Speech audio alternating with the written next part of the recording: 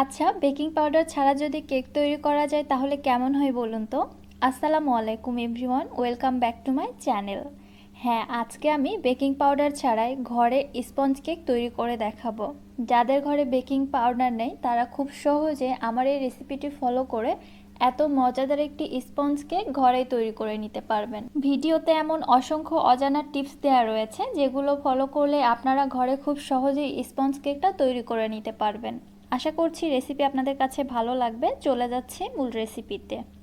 বিসমিল্লাহ। এখানে একটি মিক্সিং বোলের মধ্যে আমি রুম টেম্পারেচারে থাকা 3টা ডিম ভেঙে নিচ্ছি।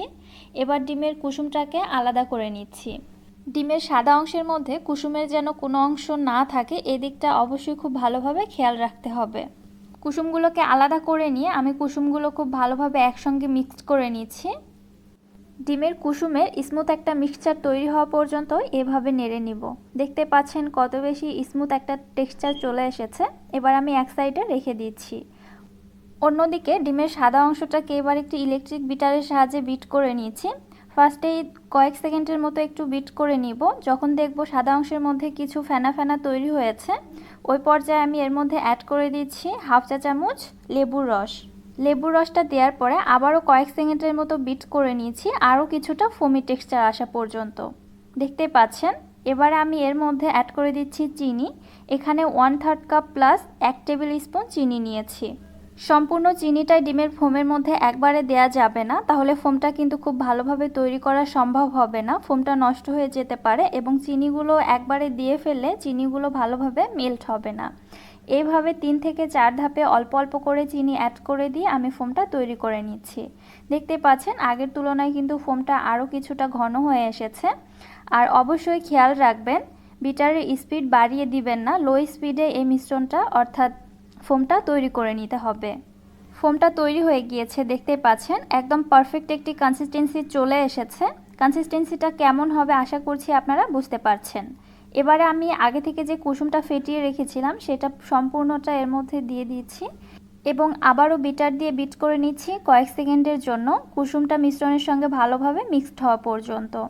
ভালোভাবে মিক্সড হয়েছে কি না সেটা চেক করার জন্য আমি একটি স্প্যাচুলারের সাহায্যে এভাবে উল্টে পাল্টে নিচ্ছি। দেখতে পাচ্ছেন নিচের অংশটা কিন্তু ভালোভাবে মিক্সড হয়নি, এজন্য আমি স্প্যাচুলারের সাহায্যে উল্টে পাল্টে ভালোভাবে মিক্সড করে নিলাম। অবশ্যই খুব ধীর গতিতে মিশিয়ে নিতে হবে, তাড়াহুড়া বা উল্টাপাল্টাভাবে ঘুরিয়ে ঘুরিয়ে মিশ্রণটা তৈরি করা যাবে না, তাহলে কিন্তু ডিমের ফোমটা নষ্ট হয়ে যাবে। এবারে শুকনো উপকরণগুলো চেলে নিব। একটি স্ট্রেনারে নিয়ে নিলাম হাফ কাপ প্লাস 1 টেবিল চামচ ময়দা, 1 টেবিল চামচ দিলাম কর্নফ্লাওয়ার এবং 1 টেবিল চামচ দিলাম গুঁড়া দুধ। এবারে শুকনো উপকরণগুলো আমি খুব ভালোভাবে চেলে নিচ্ছি একবার। দেখতে পাচ্ছেন অতিরিক্ত যে গুঁড়ি অংশগুলো বের হয়েছে ওগুলো আমি ফেলে দিলাম এবং সব কিছু একবার খুব ভালোভাবে মিক্সড করে নিচ্ছি। এবারে শুকনো মিশ্রণগুলো আবারও একবার চেলে ডিমের যে ফোমটা রেডি করে রেখেছিলাম তার মধ্যে দিয়ে দিচ্ছি। পুরোটা শুকনো মিশ্রণ একবারে দিয়ে দিব না, আমি প্রায় 3 ধাপে অ্যাড করে দিয়েছি। কিছুটা চেলে দেওয়ার পরে একটি স্প্যাচুলারের সাহায্যে আমি এইভাবে খুব আলতো করে নেড়ে নিচ্ছি। আপনারা দেখতে পাচ্ছেন কাজটি কত স্লোলি এবং কত সাবধানে করে নিচ্ছি। একদম তাড়াহুড়া করা যাবে না, তাহলে কিন্তু ডিমের ফোমটা নষ্ট হয়ে যাবে। সেক্ষেত্রে আর কেকটা ফুলবে না বা ফুললেও আবার চুপসে যাবে। এজন্য খুব ধীর গতিতে করে নিতে হবে। প্রথম ধাপ ভালোভাবে মিশিয়ে নেওয়ার পরে আমি পরবর্তী ধাপে আবারও কিছুটা শুকনো মিশ্রণ এর মধ্যে চেলে দিলাম এবং একইভাবে খুব স্লোলি আমি এই কাজটি করে নিয়েছি। ভিডিওটি বড় হয়ে যাবে যার ফলে আমি ভিডিওতে একটু স্পিড দিয়েছি, তবে আমি খুব ধীর গতিতে করে নিয়েছি। এই মিশ্রণটাও মিশিয়ে নেওয়া হয়ে গিয়েছে, আমি যে বাকি অংশটা ছিল সেটাও এবার চেলে দিয়ে দিয়েছি এবং একইভাবে খুব সাবধানে মিক্সড করে নিচ্ছি। দেখতে পাচ্ছেন মিক্সচারটা তৈরি হয়ে গিয়েছে, কত বেশি ফোমি টেক্সচারে আছে আশা করছি আপনারা বুঝতে পেরেছেন। এবার এটা এক সাইডে রেখে দিচ্ছি। অন্য একটি মিক্সিং বোলের মধ্যে নিয়ে নিচ্ছি 2 টেবিল চামচ লিকুইড দুধ, 2 টেবিল চামচ সয়াবিন তেল এবং 1 চা চামচ ভ্যানিলা এসেন্স। এবারে সব কিছু আমি হুইস্কের সাহায্যে খুব ভালোভাবে মিক্সড করে নিচ্ছি। ভালোভাবে মিক্সড করে নেওয়ার পরে কেকের যে মিশ্রণটা আমি রেডি করে রেখেছিলাম সেখান থেকে সামান্য পরিমাণে মিক্সচার এর মধ্যে দিয়ে হুইস্কের সাহায্যে খুব ভালো করে মিশিয়ে নিচ্ছি। মেশানো হয়ে গিয়েছে দেখতে পাচ্ছেন। এবার এই মিশ্রণটা আমি সেই কেকের ব্যাটারের মধ্যে ঢেলে দিচ্ছি এবং হুইস্কের সাহায্যে আলতো করে ঘুরিয়ে ঘুরিয়ে মিশ্রণটা তৈরি করে নিচ্ছি। এ পর্যায়েও কিন্তু খুব সাবধানে কাজটি করতে হবে। একদম তাড়াহুড়া করবেন না বা হ্যান্ড উইস্কটা উল্টাপাল্টাভাবে ঘোরাবেন না। এক সাইড থেকে ঘুরিয়ে ঘুরিয়ে মিশ্রণটা তৈরি করে নিতে হবে। আমি আবারও বলছি, ফোমটা যদি নষ্ট হয়ে যায় তাহলে কিন্তু কেক একদমই পারফেক্ট হবে না। কেক যদিও বা ফুলে তাহলে কিন্তু কেকটা একদম ডেবে যাবে। সো ডিমের ফোম যেন নষ্ট না হয় এই দিকটা লক্ষ্য রাখতে হবে। আমার রেসিপি ফলো করে অনেক আপুরাই ঘরে পারফেক্ট কেক তৈরি করে নিতে পেরেছেন এবং অনেকেই তৈরি করতে পারেন না, তাদের কেক নষ্ট হয়ে যায় এবং আপনারা না বুঝে কমেন্টে এসে অনেক ধরনের কথাবার্তায় বলে থাকেন। এর প্রধান কারণ হচ্ছে আপনাদের কেকের মিক্সচারটা বা ব্যাটারটা পারফেক্ট হয় না, যার ফলে কিন্তু কেকটা পারফেক্ট হয় না। আমিও কিন্তু কেক তৈরি করা একদিনে শিখিনি, অনেক সাধনার পর শিখেছি, অনেক কিছু নষ্ট করেছি, অনেক স্যাক্রিফাইস করেছি, তারপরেই আজ এ পর্যন্ত শিখতে পেরেছি। সো আপনাদের ঘাবড়াবার কিছু নেই, ট্রাই করতে করতে আপনারাও একদিন পারফেক্ট কেক তৈরি করা শিখে যাবেন। কথা বলতে বলতে এদিকে কেকের মিক্সচারটা পুরোপুরি রেডি হয়ে গিয়েছে, চলে যাচ্ছি বেক করার জন্য। এখানে আমি একটি ছোট সাইজের মোল্ড নিয়েছি, কারণ কেকটা আমি হাইটের দিক থেকে অনেক বেশি উঁচু করব, এজন্য ছোট সাইজের মোল্ডটাই বেছে নিয়েছি। আপনারা এর থেকে বড় সাইজের মোল্ডে বেক করে নিতে পারেন, তাহলে কেকের রেজাল্ট আরও বেশি ভালো আসবে।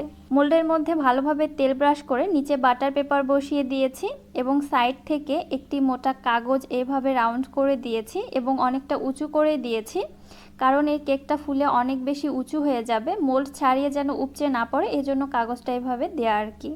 পুরো মিক্সচারটা দেওয়ার পরে এবার আমি একটু ট্যাপ করে নিয়েছি, ভেতরে কোনো ফাঁকা বা এয়ার বাবলস থাকলে সেগুলো বের হয়ে যাবে। চলে আসলাম চুলাতে কেকটা বেক করার জন্য। একটি হাঁড়ির মধ্যে একটি স্ট্যান্ড বসিয়ে দিয়ে 5 মিনিট হাই হিটে হাঁড়িটি আমি প্রিহিট করে নিলাম।